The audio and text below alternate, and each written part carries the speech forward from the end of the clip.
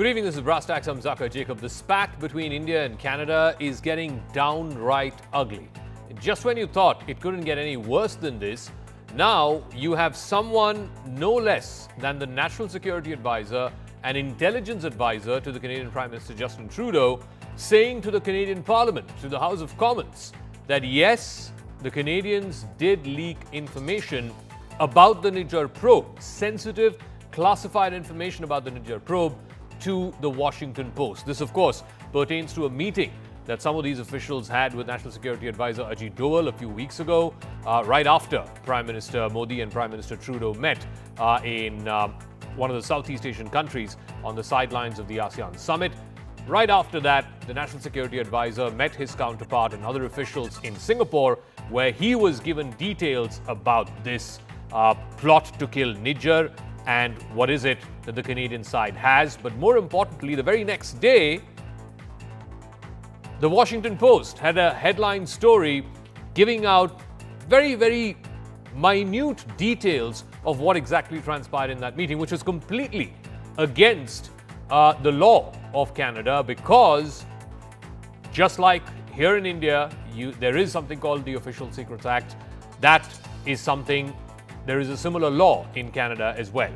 So what effectively the National Security Advisor of Canada has told the Canadian Parliament, told the Canadian people, is that they're admitting to an act of bad faith against a friendly democracy. So if Canada is acting in bad faith, and admittedly so by its National Security Advisor on the floor of Parliament, why should India then be expected to act in good faith? So that's one part of it. Second, and this is even more concerning because this has nothing to do with Trudeau, but Trudeau's scorched earth politics has led to this. Conservative leader and likely the next Prime Minister, Pierre Poilievre, has avoided hosting a Diwali celebration this year. This is something we're given to understand has been happening for the last many decades as a tradition there, as a mark of respect to the large Indo-Canadian community. But this year, Mr. Poilievre, who is the Conservative Party leader, the opposition leader, has decided to not do the Diwali celebration for fear of backlash from the Khalistanis. Now, the question is, why are mainstream Canadian politicians, whether they are liberals or whether they are conservatives, throwing Hindu Canadians under the bus? Have Hindu Canadians, as a vote-determining entity, become persona non grata for mainstream Canadian politicians, whether on the conservative side or on the liberal side? But first, the story.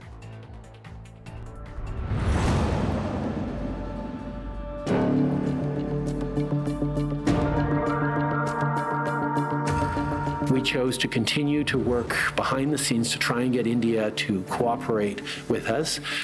Their asks of us was, well, how much do you know? Give us the evidence you have on this. And our response was, well, and at that point it was primarily intelligence, not hard evidentiary proof.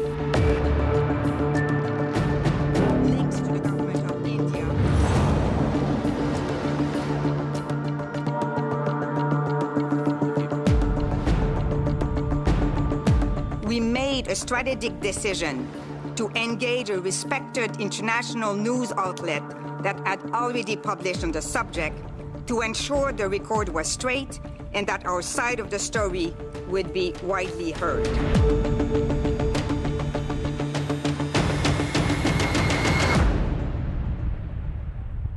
All right, let me go across to our panelists who are now joining us. Mr. Shashank is a former Foreign Secretary to the Government of India, Terry Miliuski, author, Tara Karta, former Director of the NCCS, and Wyatt Claypool is the host of the National Telegraph. Let me start with Terry Miliuski. So the National Security Advisor of Canada, in a testimony before the House of Commons yesterday, one of the committees, basically admitted that the Canadian side leaked anti-India information to the Washington Post just a day after the meeting of the National Security Advisors of both countries in Singapore. It happened a couple of weeks ago. She characterized it as a strategic decision to leak information. Now, please tell me, Mr. Miliuski, is this or is this not an act of bad faith? Number one. And number two, does this not jeopardize the investigation which Canada so desperately wants India to carry out, and India is saying, give us the proof before we start the investigation? Well, forgive me for not being overwhelmed with dismay at the incredible news that a modern government sometimes leaks to the newspapers. I'm sorry, but we're talking about the Washington Post. If a day went by when somebody in high office didn't leak to the Washington Post, then there probably must be some scandal going on at the Washington Post, which, by the way, there is because of the decision not to endorse anyone in the presidential campaign by Jeff Bezos. Leaving that aside now, you ask, isn't this a bad faith by those terrible Canadians who are leaking stuff? Well, of course, the Indian government also has engaged in leaking in this affair. Much of the information that the Indian media has about this matter comes from the Indian government. For example, the allegation that Canada has produced not a shred of evidence. Well, the rest of us don't know that, but the Indian government may know that. That's the only source I know that would be.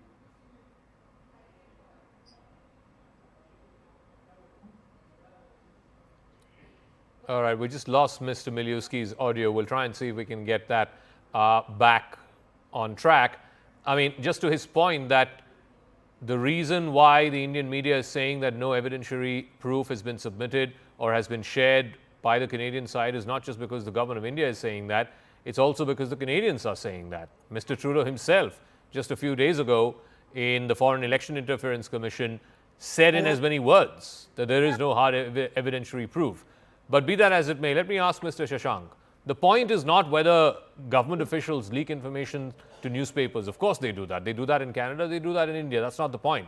The point is, A, is that an act of bad faith, then admitting it on the floor of the Canadian Parliament? And B, is it not bad faith in the middle of an investigation which Canada so desperately wants India to start? And in fact, she was asked about this, the Canadian National Security Advisor.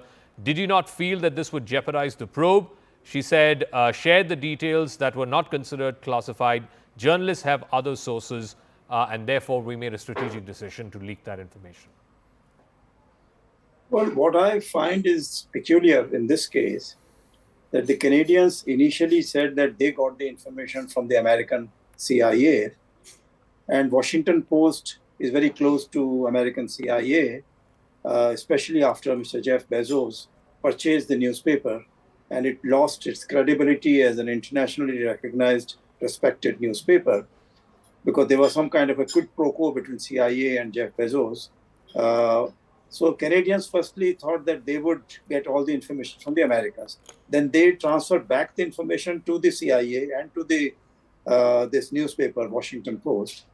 And therefore, what we find is that without any evidence, they are trying to use the old method of the bad cop, good cop, and trying to get some individual culprit to admit and become an approver. So essentially, they felt that India, being a very poor developing country under pressure from various countries, and therefore Americans and Canadians could take India for a ride, tell them how to behave properly. And so Indians would hand over all the information to them as to who all were doing terrorist activities against Indian interests, against the international protocols of ICAO and IATA. So therefore, what we are finding is that what India has been trying to say that terrorists should not be protected by democracies, especially. Okay. And here we find that the Canadians are trying to tell Indians, we have to protect, because though they may have entered Canada illegally under different names, but now we have made them as our partners, and you have to abide by our instructions. Tarakata, the point is that, okay, if the Canadians do not want to believe what the Indian officials are saying, I'm not even getting into, I spoke to Ambassador Sanjay Verma, who was the Indian ambassador in Canada till a few days ago, and then he was recalled. He said, neither did they have information on 18th of September last year when Mr. Trudeau stood up in Parliament and made those grave allegations. And in the year since, he said there is absolutely no information that's been shared. Now, you don't even have to take him at face value. Set aside that for a second. If there is evidence, why not produce it in a court of law? The trial is yet to begin. 4 people have been arrested. These are Indian nationals. From May till now, we're at the fag end of October. They are waiting for the trial to begin. They are waiting for evidence to be produced in the court of law. In fact, there have been 5 adjournments. I believe 4 of them have been asked for by the Crown prosecution, by the state, because presumably they are waiting for evidence. I think that's a very sharp, very sharp observation. Obviously, if I have a case, I will take it to court, and then the evidence comes out, and then it's presented to anybody who's there in the court, right? But I just, if an ambassador says, look, they haven't given me evidence, I would tend to go with that. I mean, our ambassadors are not known to lie through their teeth, one. And number 2, the main issue which I find surreal is that they have a meeting with the National Security Advisor, a confidential meeting in a third country. Yeah.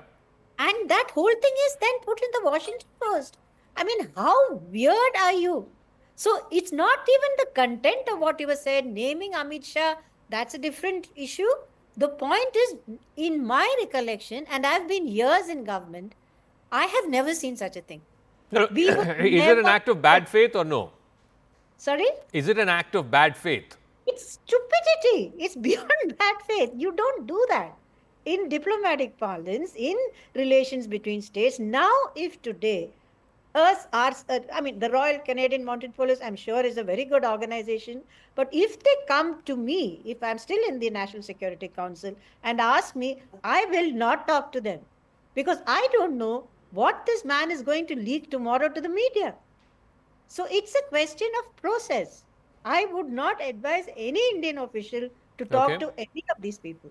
So let me ask Wyatt Claypool. Mr. Miliuski sort of sniggeringly dismissed the fact and made light of the fact that, oh my God, government officials are leaking information to a newspaper. That's not the point. The point is, this was a highly secretive meeting, happened in a third country, obviously to keep it secretive. The intent of the meeting was for the Canadian side to get India to start investigating, to get India to start cooperating. Now, after having admitted this, Wyatt, on the floor of the Canadian Parliament, that yes, the Canadian side did leak this information for whatever reason they did, how do you expect India to cooperate? Well, the whole handling of the case has just been ridiculous from the Canadian government. Really, I think it just goes back to Justin Trudeau actually has a massive exposure when it comes to interference in Canadian politics from the Chinese government through United Front Worker Department organizations that are operating in Canada. And I think as soon as he heard intelligence from the Five Eyes, specifically the United States, that Vikash Vadav had been arrested or not arrested, but has been basically indicted for a planned assassination on Panoon, or trying to basically do a murder for hire plot, that they simply heard that they also mentioned Nijjar, and then they jumped the gun and immediately started pouring out the allegation that the Indian government might be involved, even though the U.S. government at this point isn't even going that far. The U.S. government simply wants Vadav extradited. The Indian government in that case is cooperating. Maybe he actually, because he was a former government official, or he was a former government employee, maybe he does have a connection, and there is proof at the end of the day for Indian government involvement. But the United States, until we find that out, we don't know. But the United States is doing it properly. And Canada, because Trudeau has this massive exposure with CCP interference, seems to want to make it seem like, well, there's interference all over the place. See, there's Indian government interference too, when really we're just going off of the idea that Vadav had mentioned at one point Nijjar's name as well, even though there are some contradictory issues involving that case and trying to connect it to the Nijjar situation and then trying to connect it back to the Indian government. And I think the way that the Canadian government has been doing this, and I agree with Terry that it's obviously not at all surprising that governments leak information, but if you wanted to have credibility going into this, and again, maybe at the end of the day, it'll all be proven to be true. But if you're going to have credibility, you got to come in with a lot of facts. You got to come in with a lot of, you got to basically have a really good bulletproof case. the American government seems to at least have a bulletproof case that something went on with this assassination plot, and they haven't put it all together yet. But they come out with a lot of information. No, Canada again, came it out comes back basically to having heard something. the point that I was trying to make earlier, which now Mr. Miliuski is back on the broadcast. It's not about whether government officials leak information to newspapers. That's not the point. The point is this was a meeting in a third country, a highly secretive meeting. It was called for by the Canadians. It happened a day after the two prime ministers met in Laos, I think it was, on the sidelines of the ASEAN summit. And the respective prime ministers asked their two national security advisors to meet and thrash this out. This was a meeting, highly secretive, in a third country, ostensibly with the Canadian intent of trying to get India to investigate. And the very next day, it's leaked to an international paper. And a paper, by the way, which, look, I have nothing against the Washington Post, but surely the government of India thinks papers like the Washington Post and the New York Times are out to get them. So what do you expect, or how do you expect the government of India to react when the National Security Advisor of Canada goes on the floor of the Canadian Parliament and says, yes, we leaked information? Well, let me tell you, It just doesn't seem like he's... Mr. Miliuski, yeah. Yeah. All I can tell you is that there is one important agency in all of this that has given massive weight to the allegations made by the FBI and the Department of Justice in the indictment of Nikhil Gupta and Vikram Yadav, and that is the Indian government. The Indian government, with respect to the American side, has said, we're taking this very seriously, and they have named and shamed and fired the person accused, that is Vikram Yadav. That gives enormous credibility to what the Americans are saying. It shows that the Indians effectively, with respect to the American allegations, are objecting to nothing. They're basically endorsing it, it seems to me. But now that Yadav has also been indicted, same thing applies. But what about what the Canadians are saying? What? What about what the Canadians are saying? Well, what about what they're saying? The Canadians think, by the way, you call it secretive classified information. It wasn't classified. It's they were entitled to leak it if they want to, whether it was wise or not. We probably would agree that it was unwise. Nevertheless, the fact of the matter is that, what about the Canadians when they leak? It's bad.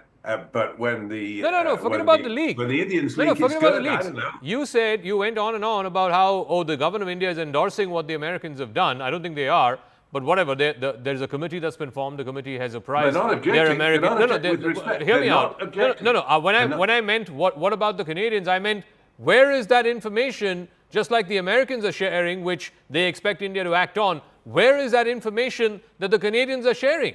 Where is this information? It seems to be up in the air. It seems to be inside Trudeau's head. Well, we all need to be a bit careful about what we wish for. If you're going to say, where is that information, you may wake up soon and find that there's a trial going on involving the 4 young men accused in the death of Hardeep Singh Nijjar, and you may find that there is evidence connecting those 4 young men to the Indian government. The point is, Mr. Trudeau made the allegation on the 18th of September 2023. We are almost in November of 2024. So? You don't wait a year and a half if you have a smoking gun. Yeah, but you're not allowed to, you have to recognize, Indians need to understand one basic thing about Canadian law. You are not allowed as a prosecutor or as a policeman or as a politician to try the case in public by releasing evidence into the public, make the accused look bad, taint the jury pool. The judge will have your evidence perfectly okay for the RCMP to have a press conference about it. Yes. But and what did they release? they will not. But they will not share the evidence. No, they didn't share actual evidence. They made allegations. They said what they're after, but they did not itemize any scrap of actual evidence. For a moment, this conversation is becoming so surreal. Mr. Miliuski, with all due respect, you are telling me that the Commissioner of Police in Canada, it's okay for him or her to come on national television and make allegations. Allegations about another country and officials about another country. I mean, if If the police commissioner of Delhi came out tomorrow and said, you know, so-and-so has been given a hit job on behalf of Mr. Trudeau, how do you think that's going to go down? It's not the job of the police to come in public and make allegations. Come on. Why not? What do you mean, why not? Because they lose their credibility. It's not their job. Their job is to investigate. So if And this Indian whole officials case hinges on if- what is being called evidence. Where is that damn evidence? If Indian officials say Trudeau is a liar, is that okay? Well, no, certainly the police commissioner of Delhi has not called a press conference and said that Trudeau's a liar. Well, it seems to Mr. me. Minuski, look, I know you're splitting hairs here. You know, with due respect, look, not really. I It's a know, pretty I know, big I know. fat Your hair that I'm life's splitting. work has been to chronicle the Khalistanis and what a menace they are to your country. But let's not, you know, split hairs here, please. Let's not do that. Let me ask Mr. Shashank this. I want to come to the second part, which I think is a little more concerning. It might seem a little trivial on the face of it, but I think it's fairly concerning. The opposition leader, the Conservative Party leader, Mr. Pierre Poilievre, who could likely be the next Prime Minister of Canada, has decided to stop a tradition which has been in existence for the last 20-odd years in Canada, which is taking part in the Diwali celebrations. He's decided to make a break with that. Now, obviously here in India, there's a lot of flack for that, because you would imagine, why would he do that? A, is it because of fear of the Khalistanis, the backlash from the Khalistanis and the kind of pressure group that they have become? One. And two, what does it say to the Hindu Canadians in Canada? Canadian citizens, by the way. What message does it send to them? I can understand if Trudeau doesn't want to do it. That's fine. That's okay. That's his politics. But today, Canada's got to a position, because of the scorched earth politics that Mr. Trudeau is following, that even the opposition leader, no mainstream politician, liberal or conservative, wants to be seen or associated with anything to do with Hindu Canadians. What does that say, Mr. Shashank? Well, I can see from what my friends from Canada are saying on the panel, that there is some kind of fear which has gone around because of the kind of activities which have been undertaken politically and on security grounds by the Khalistani followers in Canada. And we have seen that, for example, the Air India plane Kanishka investigations have been stymied for more than about 40 years. Nothing very much has happened. Secondly, now we are finding that though the Hindus and the Sikhs, who are for good relations between Canada and India, maybe in a majority, but the Canadians, mainstream politicians, are afraid of hurting the sentiments of the Khalistani followers. And I think that is very concerning. And I think this will have a long-term impact, firstly, on the India-Canada relations for a very, very long time, number one. Secondly, India also will have to make its own policies more friendly so that the Indian students can study within India, whether they want to do engineering, medical, or any other courses. So there should be many more facilities for them. Why should they go to Canada? Okay. And secondly, the majority of the Sikhs, not the Khalistani followers, and the Hindus and the other Indians who are living in different countries, so far they were known to be apolitical and trying to be a good citizen of the country as far as possible. Now, I think following the Khalistani lead, I'm quite sure that they will lead the message that they have to get involved very actively in the local politics. Only then the local politicians. So let me ask Tarakarta that. Is it that as a vote bank they are not important, or is it that, you know, whether it's a conservative politician or a liberal politician, they can afford to, you know, make these guys persona non grata because, like I said, they're not important as a vote bank, whereas on the other side, the Khalistanis are not just a vote bank, but they also control a lot of the monies that go into the gurudwaras, etc. A lot of them, you know, finance the campaigns of a lot of these politicians. Therefore, they are persona grata, whereas the Hindu Canadians are persona non grata, politically speaking. I suspect there's another motive because, you know, Trudeau fired off another salvo at the end of that last, you know, when they had that whole presentation in front of the parliament when this investigation is going on. He said, oh, you know, there are a number of other politicians in the opposition who are also being targeted by India. Then in today's, the thing where the National Security Advisor also spoke, they asked, were there any other countries other than India who were also apparently targeting the opposition? That question was not answered. In a report by the Canadian police, a secret report which is redacted heavily, it's not just India, China, and Russia. There are 3 other countries who are also involved apparently in such activities. I think there is a measure of, and typically of Trudeau, he gave no details. He just said, bunch of opposition politicians are involved in this and left it to them. No, it might also just be a political move to try and checkmate his main political opponent. He's probably now, I would imagine that most politicians would be scared to get into the Indian diaspora at all for fear of being saying that they've been influenced. That is one possibility. Otherwise, it doesn't make sense because for all Canada is a very liberal democracy. I mean, have to appreciate the fact that this whole thing, this whole investigation is out there for everyone to see. I mean, that is something we have to appreciate. So, Mr. Miliuski, what is your best assessment of why Pierre Poilievre has done this? I mean, so is the message that's going out to the Hindu Canadians that, look, Trudeau has a problem with you folks? Well, all right, you know, you just grit your teeth and wait till he's voted out of office. But the guy who's likely to come next, he also seems to have a problem with you all. What message does that send? It's not a good message. I think this is the most disappointing feature so far. This is the worst sign so far, if I can put it that way, that the Conservatives are going the wrong road if they plan to be the next government. Right now, Indians should understand there is a large push by the Khalistanis to expand the space in which they're allowed to operate in Canada. They've begun this ridiculous and distasteful, disgraceful effort to shift the blame for the Kanishka bombing of 1985 onto the Indian government. Oh, the Khalistani terrorists didn't do that. It was the Indian government. This is a ridiculous theory, which is contradicted by a mountain of evidence. I was there. I saw it all.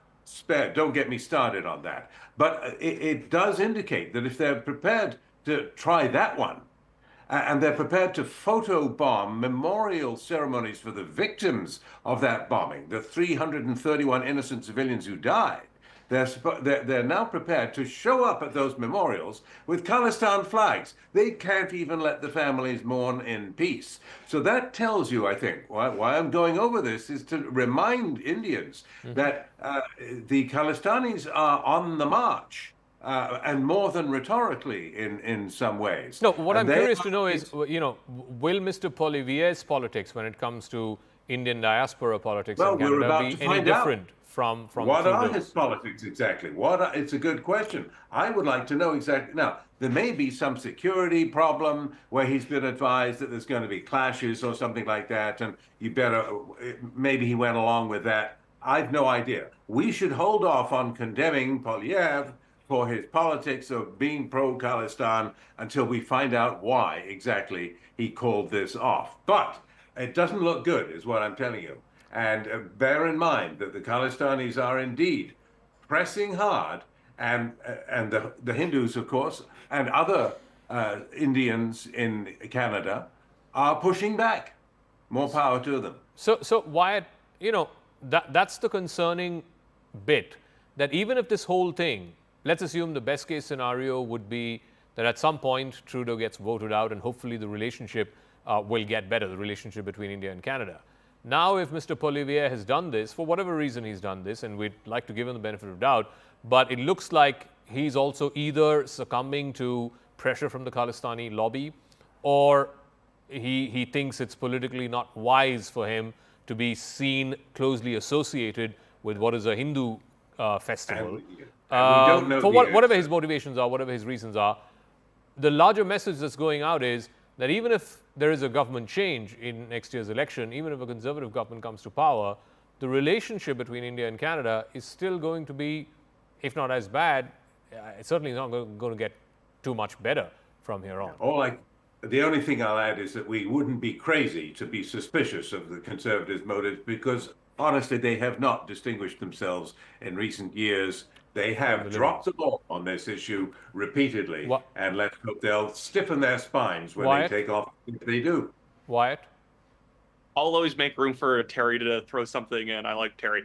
But and the thing is with the conservatives, I think that it's not really whether this is the leader Pierre Poilievre making the decision to cancel the Diwali event and potentially harm relations with Hindu Canadians, frankly Sikh Canadians too, who don't like this kind of stuff. But I think at the root cause, whether it's an advisor or it's an MP or it's Poilievre himself canceling the event, and regardless of what the motivation is, I think included in the motivation, whether it's a more understandable reason or not, is political correctness, is that you cannot be seen at an event that has a strong tie to India and Hindus while we have the Nijjar case ongoing and Justin Trudeau getting into fights with the Indian government. Wyatt, Joe Biden had a Diwali celebration just 2 days ago in the White House. The Americans they have a case also against India.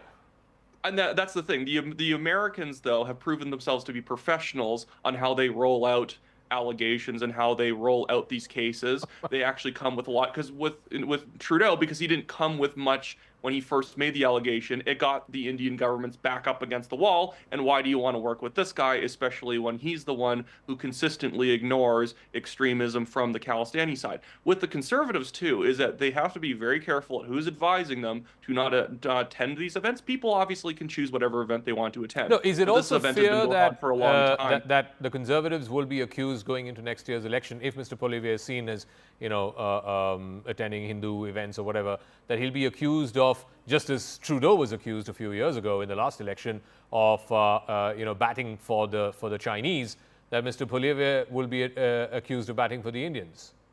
And that the funny thing about all this is we actually have a far more a far bigger issue with interference from the Chinese government with CCP front groups. And nobody has ever felt like they couldn't show up to a Chinese New Year's event, because obviously that would be awful to think that somehow you're now not like a patriotic Canadian for going to a Chinese New Year's event because of something the CCP is doing. And what the conservatives need to be careful with too is, after evangelical Protestant Christians, Hindu Canadian voters are the most likely to vote for the Conservative Party. And so the thing is that I hope that they're not being lied to and being told that somehow Sikh voters or somebody will be offended by them attending this Diwali event, because everyone knows nobody will actually be offended at all. This is an event that everyone's gone to for 23 years. You can show up to events, not show up to events, but at least have a good reason for not showing up to them, or have just a personal reason. This is obviously more political correctness. Tara Karta, final word. I got to wrap up after that. Yeah. I don't know. It's like I said, it's all very surreal, this whole thing of what has happened. Because we've got good relations with Canada. Canada is not equals to Trudeau. Trudeau is a person by himself, and I hope our relations with Canada continue on a good scale. Incidentally, we used to have decent relations with their security services as well. I think it's just a breakdown which was caused by this man going overboard and saying something in Parliament, which he later said he said without proof. That is where this whole downslide happened. If he had handled it correctly, we would never have come to this. No, but politically speaking, I mean, it's like the famous saying, right? Only Nixon could have gone to China because he's so far right that nobody can attack him for going to China. Similarly, is Trudeau, by doing what he has done against India, checkmating Poilievre from doing anything that's seen as being close to India? Because then he can fire that same allegation back at him, saying that, look, you accused me of being a puppet of the Chinese, I'm accusing you of being a puppet of the Indians. He could. I mean, this whole thing is, like I said, has got into a political mess. And to Mr. Milewski, I'd like to make this point, that the US went about this whole thing in a very correct manner. They brought the evidence, it went into the judiciary, a charge sheet was framed. It was all done very correctly, and therefore we followed it up. That is not what happened in Canada. Yeah, so I think you would concur, Mr. Milewski. I think that's just the sequence of events as they happened. I'm not absolutely certain, by the way, that a Canadian Prime Minister would skate away if he found out that there was a murder plot by foreign agents against a Canadian citizen on Canadian soil, and he said, "Nah, kill him. I don't care." If he said that, he wouldn't be a very good prime No, he found prime out. minister for He very found out a long. couple of months after the killing actually happened. So yeah, again, just laying out the timeline. Anyway, we'll leave it at that. Thank you very much to all our guests. We'll see how this story plays out. Like I said, for me, the concerning thing is that this is not just a Trudeau-related problem. You were under the impression that this was a Trudeau-initiated Trudeau problem. He's the reason why the relationship is literally in the dumps. But if the Conservative leader is also sort of taking his cues on this because of the politics, the scorched earth politics that Trudeau is following in the India-Canada matter, then I'm afraid this is something that will take a long time to fix.